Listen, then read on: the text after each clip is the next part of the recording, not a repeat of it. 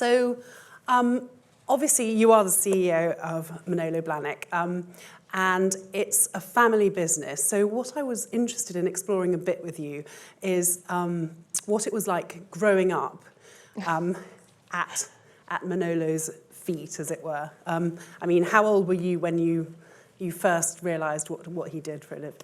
But my mother and I actually moved to England when I was 6. We were living in Germany, and my uncle, my mother, and I all lived together. So he was my surrogate father, if you like.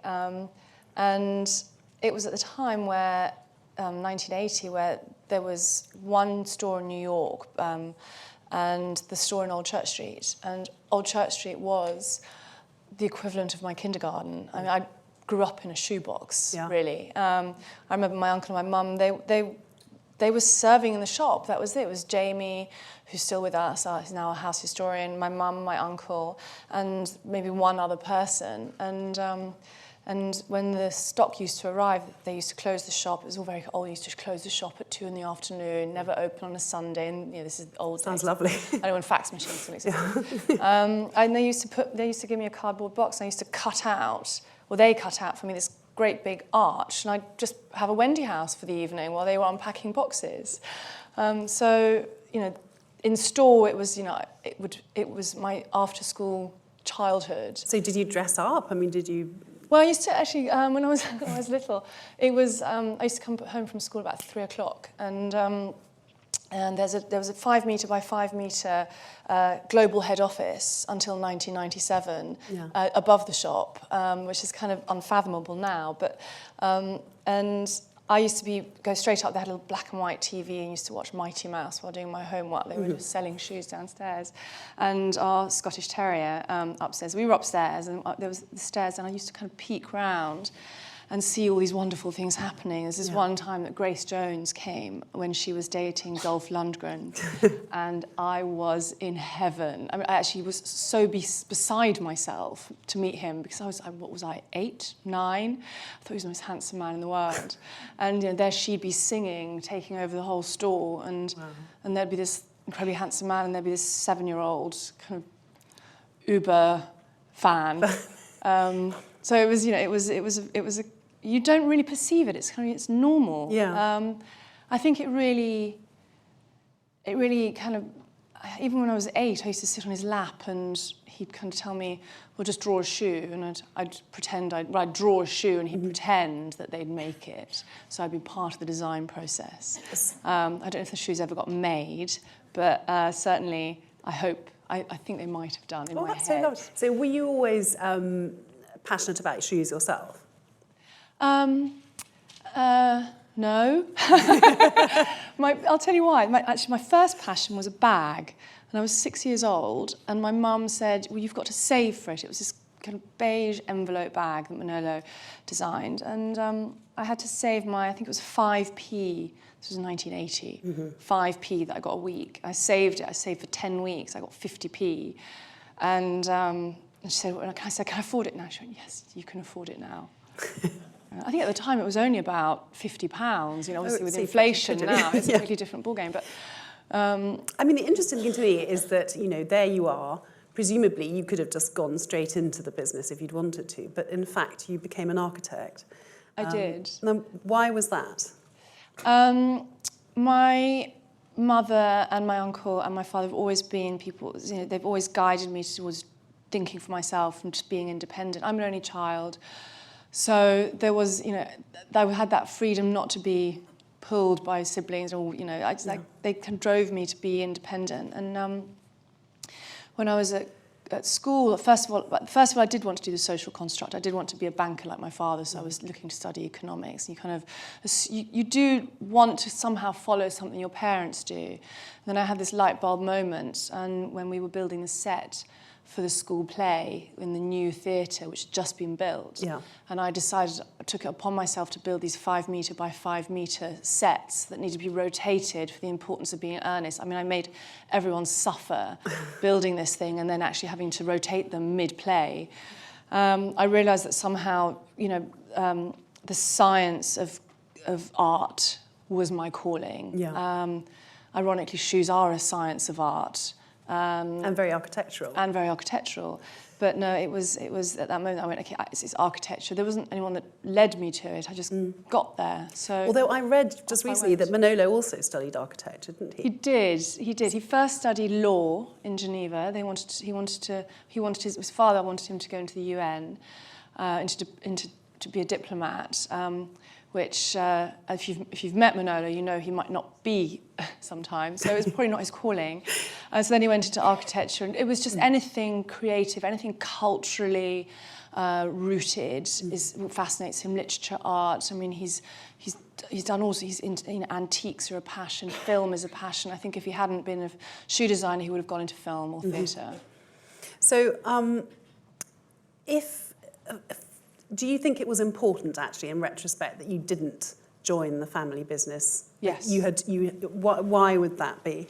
I think the danger with joining a family business in any industry at a very young age is that you have no life experience. So it's very easy to get indoctrinated in the guidelines and the set of rules and the procedures that are in place. You don't really have the breadth of experience to challenge it. Yeah.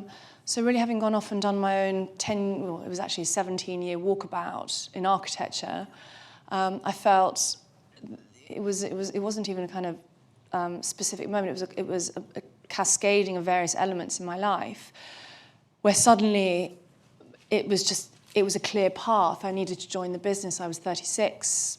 Various things had happened. I'd, to all intents and purposes, burnt out in architecture. We had our own practice, 90 hours a week, relentless. You had designed many of the stores, though, hadn't you? Yes. I still, in fact, all the stores you see, I still either designed them or was very heavily involved in them. And it's still, space is a passion of mine. So, architecture is my spirit. But really shoes is my passion. Yeah.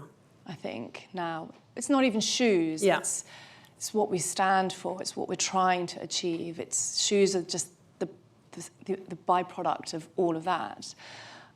So I would, I mentor a couple of young students and MBAs, and I always say to them, and from family businesses, and I say, just do your own thing first, because you go with your own set of opinions, and you go with a kind of fresh wisdom. So that you add value rather than just replicating value. Yes. I mean, to the point that other speakers have made, actually, that I suppose you can be disruptive. You're not going to be the person saying, yes, all those lines are the same size or whatever, if you've got your own point of view and, I guess, a history of success behind you. Yes. It was... I think at 36, you're also a little bit more confident to stand up to your parents, I suppose. Not stand up, but just in a kind of, well, what about looking at it differently rather than just how it is? Because without the experience of having gone down a different path, you can't really have credibility when you say that. Yes. So and it took a bit of adjusting for me and for them, for my mum and my uncle. But it's the communication and the trust they've put in me has been humbling, but also really kind of encouraging. And they've really they've held my hand as much as I've held theirs through the changes that we've made, the evolution we've gone through, not the changes we've made. You call yourself his left-hand woman, is that right? I do. My mother's his right hand. What do you think you bring? That what have you added to the business, would you say? I think I've added something that an architect brings to a table that I don't think many other professions can. As an architect, you're trained, you inherently have it anyway, but you train and hone that. So the skill of being visionary, and I don't mean that in a pretentious way, as in I literally have to envision what I'm designing, something that won't be built from anything from 2 years to 5 years, depending on the scale of the project. So what you're doing is you're at the very starting point, you're designing something that you're envisioning, you have to imagine people living in, how light is going to move, all these things are going to work, how, how the hot water's going to run, how is the lighting going to work at night and during the day, how's the sun going to impact it? And then you have to write it all down, which is it's a very unintuitive thing to do, to put words to something that's an object or an image, if you like, or something creative, because there's something about the kind of the prehistoric brain that sometimes doesn't allow you to do that, because there's an emotion attached to it. So I've taken those skills and applied them in a totally different industry. You know, I have no MBA, I know nothing about business. I only helped in the family business. I kind of grew up in it, so to some extent it's genetically in me. And I joined the business, and I kind of took it, and over time, as I learned more about it and I got more entrusted, and from 2013 onwards when I became the CEO, I've done exactly that. I've envisaged where we're going to go, and I still see it. I mean, I'm nowhere near there. I'm about 10% of the way there. But I'm also writing it to some extent, so the structure of the business in terms of how the organisation is, in terms of the teams. You know, I can write how I want the hot water to run, but I'm not a plumber. Yeah. So I have the specialists now to get these incredible ideas off the ground, and you know, with specializations, but there's so much more to do, and that's the heart bit that is really hard to pin down. So what are you writing down? Are you writing down where you see the company in 10 years' time, or are you what?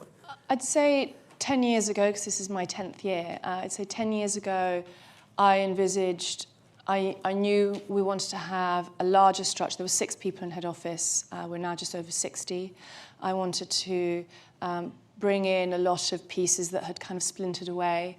I wanted to take the foundations and, you know, of what the core product is, and deepen them, you know, because ultimately it's not about going as wide as you can, because the wider you go and the further away you go from your core, if there's pressure on those foundations, they're going to crack off the ends, rather than if you're deep piling further and further down into solid ground, then you're going to, you know, you're going to stand firm when there's an earthquake, and those earthquakes can be anything from economic to political to Mother Nature. And that was the first beginnings of it, and I think we've now got those so solid that we're now adding, not widening them, we're now adding floors on top of them. And, you know, the floors that I want to get to are still emotive insofar as, you know, we've just incorporated last year a foundation. Interesting, a lot of the talks today have talked about, you know, what's the social responsibility and the human responsibility, and that's, I think, one of the things that hasn't been talked about, more social responsibility rather than the human factor. But using what we've built as a core product, but actually the core values, using those to look at non-profit and profit endeavours, you know, obviously supporting artisanry, because I think the word art has been lost in that. Yeah. It's now production. Yeah. It happens to have a fancy name, but actually there is a real art in it. Yes. And it's dying because it's not being nurtured, it's not being celebrated, it's being seen as a blue collar job, which is totally mistaken. And in fact, you know, Richard earlier, how important it is, and I think you might have seen the video of our craft, our men's factory. It's so important when you have a product that is really from the hand and from the artisan, that you celebrate that, and you show it and share it. Do you let? Well, I mean, the video is, you know, it's been shared. It's the first time we've ever shared it, but you know, it's essential, because it isn't just a mass production that then has a commercial markup, because commerciality is the absolute last thing we're interested in. It's not what we don't want to make money.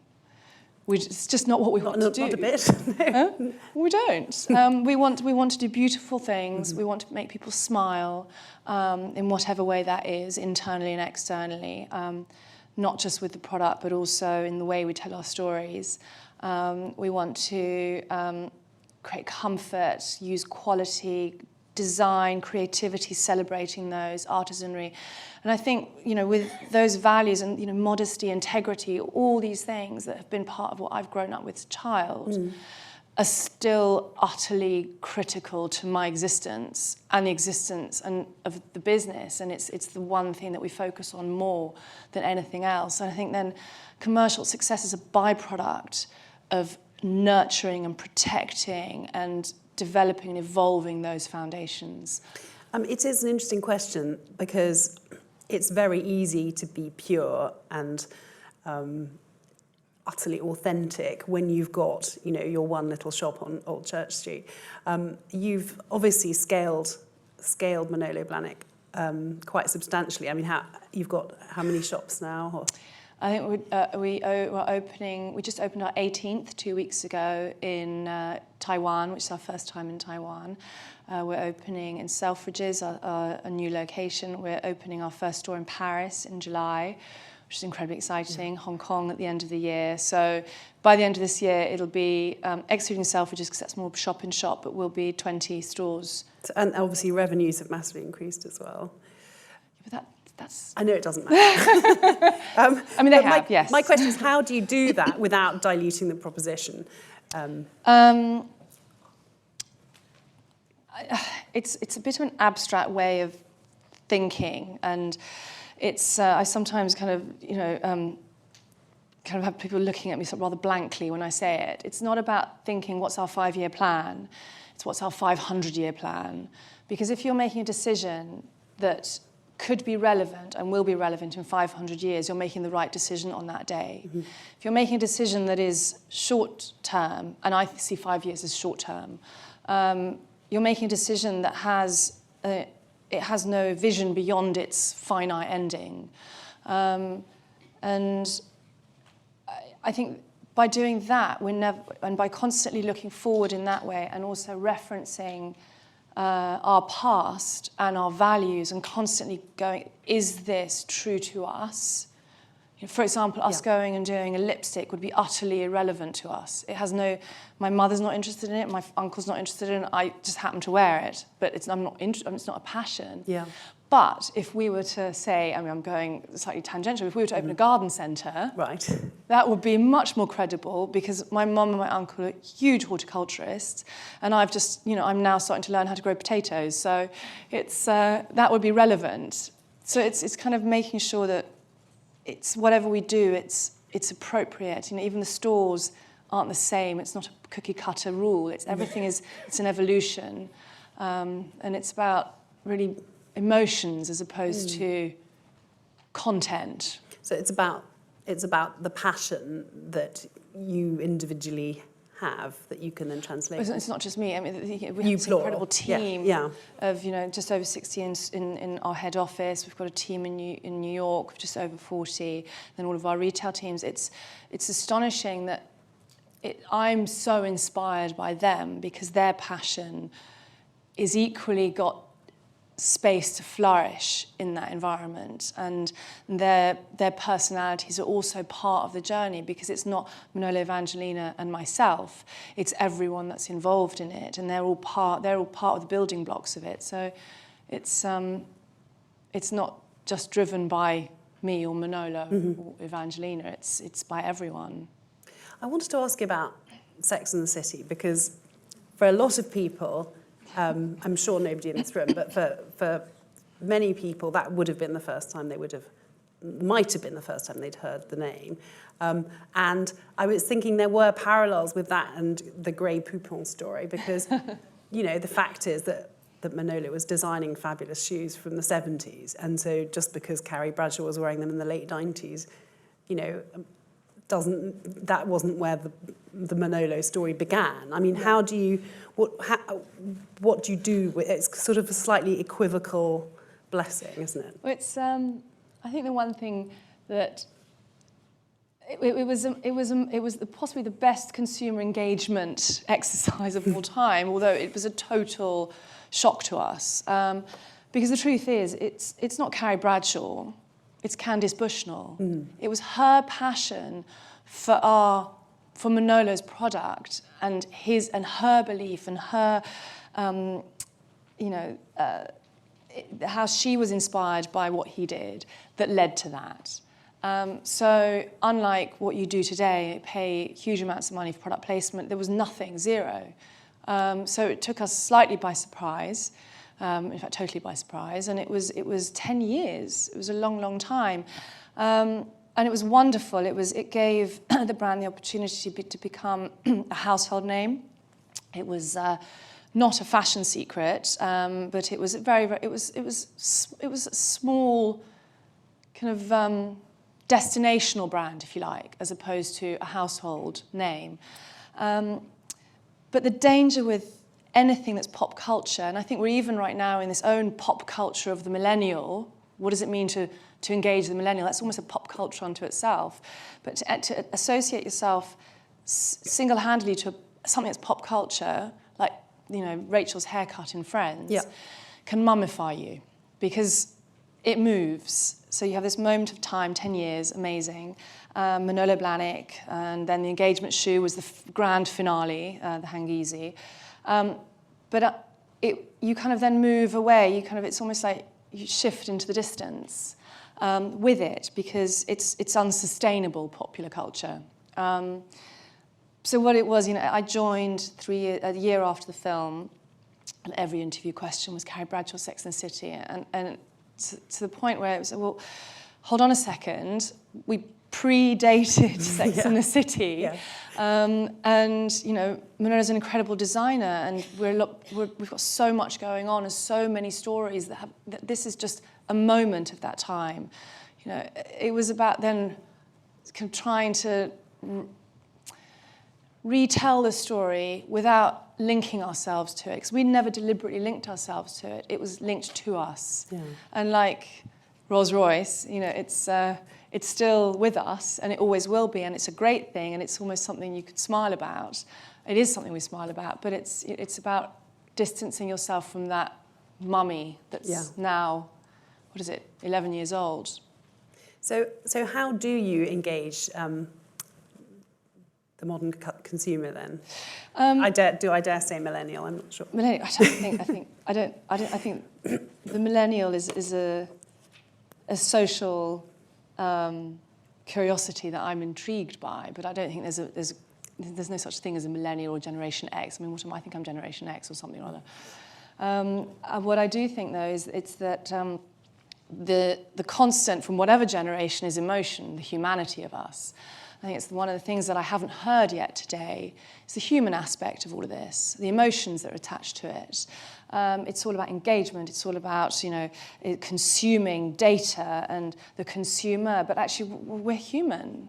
And so what we're trying to do is, all the stores are different because we're trying to create a moment just to exhale, because for us, luxury is two things. It's time and freedom. That's it. Everything else is just noise. And if we can create that just for someone for a moment, that's part of the journey. So all the stores are meant to be, they're located, they're kind of collages of the local artisanry, the local history, geology, where there's a store from Dubai where it was all about the tessellations of sand and the tessellations of coral, the undulating sand banks and the nomadic lifestyles. But it's about you're grounding yourself, and you're also making it experiential without trying to be experiential. Mm-hmm. It's already, you're not having in this retail coma that you can be in, like I say, in these cookie cutter stores where you could be in Hong Kong, Paris, Tokyo, London. You might as well not bother traveling at this point. And I think this whole concept of digital, the VR and augmented reality is going to, because if we don't have experiences anymore, that is going to be the replacement for it. But I think the other thing is in this kind of world of constant information, which you're getting desensitized to, I think the moment that you smile at something, even if it's on your Instagram when you're flicking through, it's there's now so many ads in it as well that just, someone asked the question earlier. about, if I happen to say the word of a certain brand or I say dog food, I'm suddenly looking at my Instagram, there's something about dog food on there and I've got no idea how that got there. It's kind of, I feel intruded on, so I'm now off social media totally. My dopamine levels are nice and calm. But in our social media, I look at that. Yeah. It's about allowing people to just smile. Because if you smile, you're emotionally connecting with them. And that's a human moment, even though there isn't a human in front of you. And it's such a simple concept, but it's very hard to get. And, there's sometimes that our imagery does in our videos don't quite touch it, but the majority of the time, that's what we strive for. And if that's what we're striving for, which is such a simple thing, we're ultimately being human. And that's what we want. That's kind of our intent. So the shoes themselves as well, are they designed to sort of... Well, they're little characters. Yeah. The way Manolo designs them, and I now work with him. And you design a bit yourself, don't you? I do a little bit, yes, I do. I've for a few years been doing the whole merchandising thing, which is kind of the demonic word for my uncle, but because it's all creative, but you have to merchandise it as well. Like, it can't all be 115 millimeter heels. It's got to be flat as well. That's the merchandising bit. Oh, you're responsible for the flats, are you? A little bit, yeah, but he's now like, I need to do flats. So I now work with him on the kind of the genesis part. Yeah. I'm personally better at jumping off a springboard that someone's created. I'll jump higher than anyone else. I'm not great at the springboard bit, but he's teaching me, and which is, and the places it comes from, again, is a collage of all, the breadth and width of his knowledge and cultural and academic is astonishing. He's an encyclopedia. But, the way he works is that he will use a film. He's right now referencing a film by Antonioni for this Spring 20 collection, which we're now designing, although it's February 19 now. And he'll tell them stories. As he's drawing, he will say, this shoe was worn on the bridge with the fur collar, and she was wearing the buckle and the lace, the hat. And it's almost like he's breathing life into them. And I think the more energy you put into something, the more it radiates out. And you look at cathedrals that took 150, 200 years to build, a millennia ago, are still standing, they're still giving back, and you feel it. And even on something so little as a shoe, if you put the right amount of energy in, you get the right amount of energy, it radiates it out to you. So even something like an Instagram image, if you put the right energy into it, it can radiate it. But it needs to be not commercially driven, because then it's disingenuous. It needs to be from the heart, if that makes any sense. That's fascinating. But it's a different perspective, I suppose. And so this love and understanding for, the whole creative process and shoes in particular is obviously sort of being translated through the generations. And I understand there's a new generation of would-be designers. Stepchildren who are about to turn 7, little boy and little girl. And for the Spring 20 collection, I sat them down a couple of weekends ago and I said, do you want to have a look at the inspirations? And should we just look at some of the drawings? And I kind of drew the outline of the shoes for them, and they kind of decorated them. But what I thought was fascinating was that I showed them a video of Alexander Calder's mobiles, and also talked about cubism. Now, I was kind of a bit, they're not going to get this, they're going to be really bored. I've never seen two children more fascinated and as engaged as long as they have been, other than if they're watching Moana in one hit. It triggered something. My partner and I talked about it, is we're actually not giving our children culture. And, the children went home. They don't live with us. We have them weekends. They went back to their mothers, and she sent us pictures of both of them with their iPads studying cubism and drawing shoes. That's brilliant. They're 6. So that gives me hope, but it's also an enlightening moment of actually, do you know what? iPads are great, and but we don't let them in our house, but we need to give them culture. So the future of Manolo Blahnik is in safe hands, do you think? Well, I hope so. You never, they might become pilots. I don't know, but so far so good. I showed them to Manolo, and he loved them as well. So. Oh, might they actually happen? You never know. But it'll be exclusive. It'll be Manolo Blahnik by Evie and Jacob. I think we're actually out of time, but I'm sure there must be some questions for Kristina.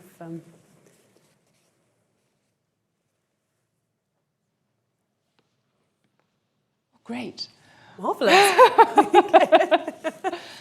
Thank you. I think we're actually all mesmerised. I could literally sit here for about another couple of hours just listening to you. You're such an engaging and inspiring speaker and beautifully moderated.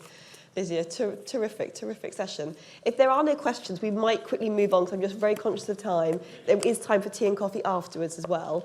So let me just say a huge thank you. Terrific. I'm doing nothing. I'm just standing up.